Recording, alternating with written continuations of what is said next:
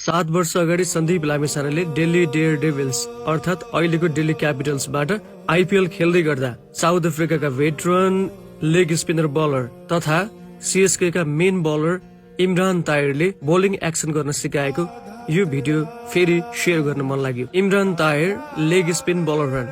सन्दीप लामिछाने पनि leg स्पिनै bowling गर्ने भएर आइपिएलमा छनौट भएका थिए। त्यो क्षणबाट अहिलेको क्षणमा नेपाल आफै एनपिएल आयोजना गरेको र सन्दीप लामिछाने आफै विराटनगर किङ्सबाट चाहिँ मार्की प्लेयरको रूपमा विराटनगर किङ्सको क्याप्टेन भइरहँदाको क्षणलाई हेर्दाखेरि नेपाल क्रिकेटले कति फड्को मारेको छ भन्न सकिन्छ।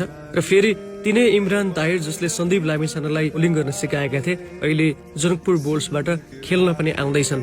अहिलेको स्थितिलाई हेर्दा जनकपुर बोल्स एकदमै अप्ठ्यारो स्थितिमा छ। प्लेअफमा पुग्न गाह्रो हुन्छ कि जस्तो देखिसकेको स्थिति छ। यद्यपि यो बेलामा पनि अब इमरान ताहिर आएर खेल्नु पनि नेपाल क्रिकेटको लागि ठूलो कुरा हो। जनकपुर बोल्सको लागि चाहिँ ढिलो भइसके पनि नेपाल क्रिकेटको लागि यस्ता भेटरन प्लेयरहरू आएर खेल्नु भनेको धेरै ठूलो कुरा हो।